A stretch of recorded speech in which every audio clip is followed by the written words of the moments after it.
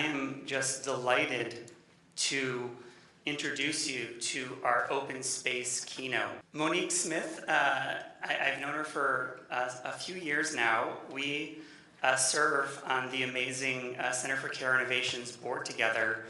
And as I got to know her, I just knew that she had to be a part of this. She is a physician, she's a designer, but I think she's really a health equity warrior. And so I am so honored to bring you to the stage to open our space for us. So, Monique. Well, yes, I just want to say a huge hello. I am too very always impacted by music and as well as words and poetry. So probably I'm a little emotional as well. But I'm thrilled to be here to open this space. It's an incredible privilege, and privilege is something that I think I sit with often as an emergency physician. In the emergency room, you often meet folks in moments of crisis, whether it is social crisis, emotional crisis, or physical crisis.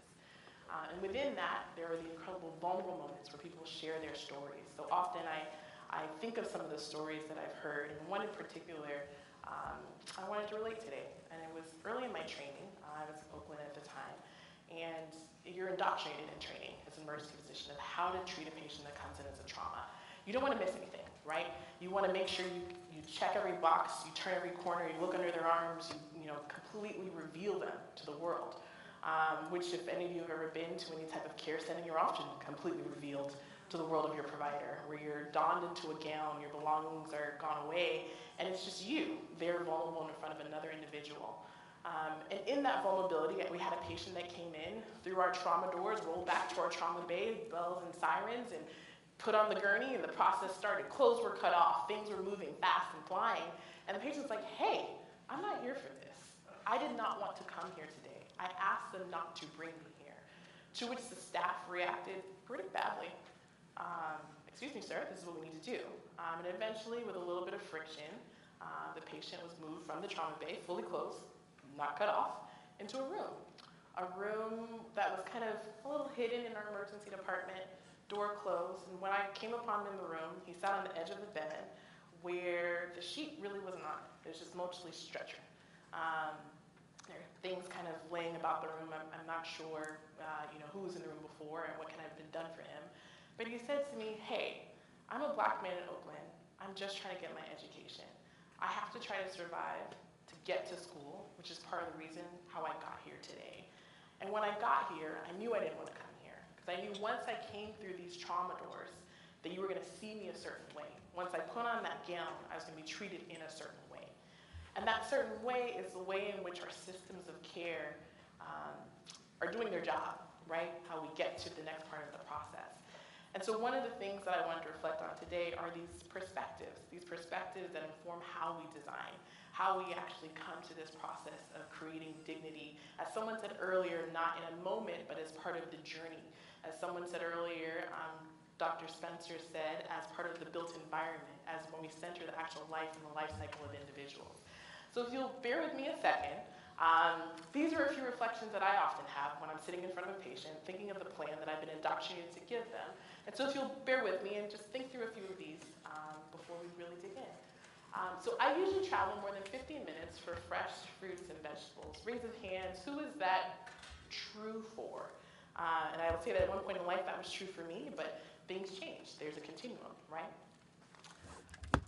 Next question is, me or my family member have faced issues about our competence in the medical system to provide the best of care.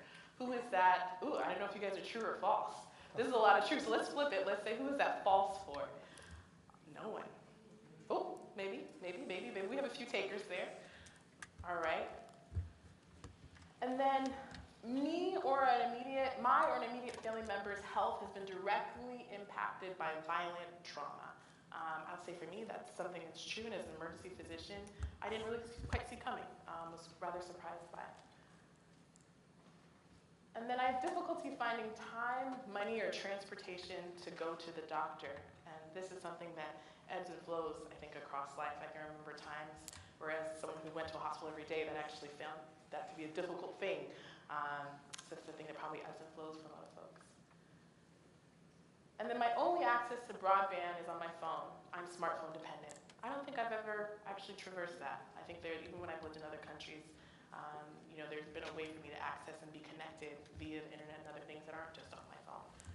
But certainly some of the patients that I see every day, as I think about the emergency department where I have a Black female executive from Delta, to the Uber driver who's also in the film industry, to the elderly grandfather who's Latina who is there for dialysis. There's a range of things that sit in front of us. And it's that range of experiences that I'm going to call out one of the first things that I think about from a design perspective. And that's being explicit about my implicit biases. In academic talks, they often say, it's time for me to do my disclosures. My disclosures are that I'm a Black woman, I'm an emergency physician. I went to school in this city, I went to Harvard College, I went to Harvard Medical School. I'm a Black birthing mom in this country, which has its own set of things around it. But mostly I'm just a human living amongst all of us trying to find the way. And that's what led me to health design, where I became obsessed with this idea of what is equity and well-being. When we think about health, healthcare, buildings, places, the environment, and the 89% that takes place outside of that care, what does that look like? What does it look like to go upstream? So we launched health design in 2020, really with a lot of thinking, and became obsessed about a few specific things with a few of these principles in mind. And one of those things that we became obsessed about was certainly dignity and trauma. When you think about the weight of that patient who came in through our doors and the things that can shift in just the way that he feels welcome in that space, that anyone feels welcome in that space, from the words we use to the way the environment looks, there's a continuum there. But even more upstream, I think about the number of women who come in after motor vehicle accidents, right? They're 47 more likely to have injuries due to the way that we've designed cars, right? So that has to do with their neck musculature, not just their stature, not just a height thing, not just a weight thing, not just the fact that the dummies that were created are modeled after men, and the secondary when they created is someone who's 4'11" and 107 pounds, which may or may not be a woman. It's that is upstream of that offers this opportunity for us to design better, to design a way in which the folks that come through the door don't wear more C-collars, don't have more injuries, and have that opportunity from up front.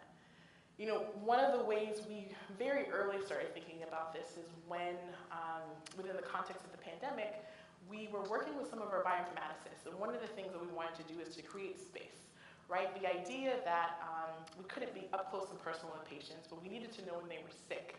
So we want to know their vital signs. And if you guys have been following the news over the last few years, there's a lot of conflict over vital signs, right? Our ability to accurately measure from a pulse oximeter.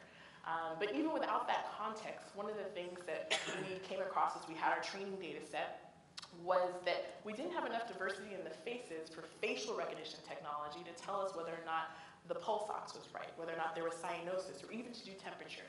So we opened it up to the public. We open sourced it, as academics do. We put it out there in the literature. And quite to my surprise, a few years later, some folks came up and said, hey, well, not a few years later, a few months later, this is COVID times, excuse my language. Someone came up and said, hey, we have a technology that we'd like for you to buy for your health system, which serves this very diverse population in Atlanta. I'm based in Atlanta, which is a big metro area. We have quite a bit of diversity there. And this technology is really going to change how you guys provide care. I asked them a simple question. Tell me about your training data set. It was absolute crickets. A few weeks later, they got back to me after I asked multiple times and said, you know what, there's a very large lack of diversity in our data set. It's largely trained on white males. And our ability to predict this across race, gender, ethnicity, it might be flawed. But we've never even studied it to know, but we know that probably is a pretty big problem for this commercial product we're trying to sell you. So in that space, we thought, how do we start to account for reality? If we're going to design for people and populations, maybe we have to be responsible. Maybe we have to own data that allows our partners to come in and design with us, as opposed to just saying, okay, well, that one looks better than what this standard is over here, which isn't the best. And I'll tell you a little bit about that standard. That standard is the standard that I trained on in medical school, one that we dose off with a 70-kilogram white male, right? So a person rolls in extremis, so they're not doing well. The automatic dosing that comes to my mind from years of training and years of drilling is the idea that that 70-kilogram white male is appropriate for everyone in this room, everyone on the spectrum, anyone that we might see. And so there's a shift that we then have to make, right? A shift in how we design, a shift in how we think of things. And that's part of building this ecosystem in which we all build better together, where we get to this concept of, I think it was Dr. Spencer again, talking about equitable and ethical design and how we all do that better together. I did want to quick footnote, because I like to put leading lights in, right? Not all the bad, but there's also a lot of good that's coming out of how people are thinking this through. And when I think about a lot of the work happening in women's health, one of the things I think about are recurrent UTIs, urinary tract infections, right? So as an emergency doc, it's a surprisingly prevalent reason for folks to come into the emergency department. And constantly, same thing again and again and again. And what I learned recently within the last 6 months is that there is a specialty area of the vulva for which there's a handful of doctors in the country, in the world. The next person who's going to come out of training will be in 2 years, and that's one individual, who one of the things that they're able to shift is simply the concept of understanding vulvar health and its relationship to recurrent UTIs, and how that shifts the functionality, how that shifts the shame, how it shifts a whole number of things around a presenting condition, a way of showing up and having a problem and having a symptom that an entire half of the population and more deal with. So there are ways in which that shift from just thinking about a singular persona, a singular way, a singular story, start to show us how we design better, right? And how we design for dignity within that. And then dignity and caregiving. Who's a caregiver in this room? I think what they call the sandwich generation. I've learned this term recently, where I've got 2 young ones, and my parents are getting older, as are my husband's parents. And it's a joy, as someone who's trained in medicine, to be part of their care and to be on that journey with them. And one of the things that you start to learn is the difference in relationships when that happens, right? When I was in medical school, my father had prostate cancer, right? Not exactly the part of the body that a father wants to talk to about with his daughter, right? So there are elements that then begin to open up in the relationship. And as I think about the way that technology enables those elements, one of the things you think about are the ways in which you have access to information and permissions. I think about companies like Care from a digital health perspective, who really think about what are your roles, what are the permissions, what are the ways for people to jump in, but also the way that we as humans in place, when you enter a room, invite space and create a space for someone to be there alongside the journey. In the cramped emergency department, in the cramped clinical room, it's often a sense that you're supposed to be alone. You should suffer by yourself. But how do we actually create a space that is more inviting, that says we know that we're all on this journey with you and together? And then one of the things we've been most obsessed with as folks who focus on acute care is how do we actually move from this element of being with folks only when they're sick, but working with them upstream. And part of that upstream is from the first moment that they experience symptoms, right? And then working with them along that entire journey, iteratively. Not just one time, not just for that singular moment. And certainly understanding that there are a number of channels in which we can do that, but with a little bit of an emphasis because of our leaning towards the digital channel. So one of the things that we've built alongside that is figuring out how to help folks navigate to care, knowing a little bit about who they are, and then once they get to care, how do we constantly loop in with them, right?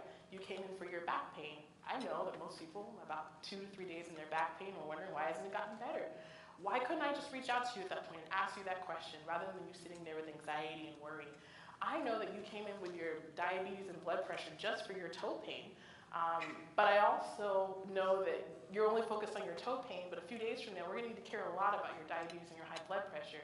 I also know that where you live might be 15 more minutes away from a place where you can get fresh fruits and vegetables. Why can't I bring in food as medicine there? Why can't I prescribe well-being, as we all did earlier today on our sheets? And so having that opportunity for technology to be part of that human journey and how those pieces intersect to make sure that we're really meeting people where they are and where they need to be met. With that, I'll close and really kind of leave us to just the thought of how might we really think about a more equitable way of folks being well and living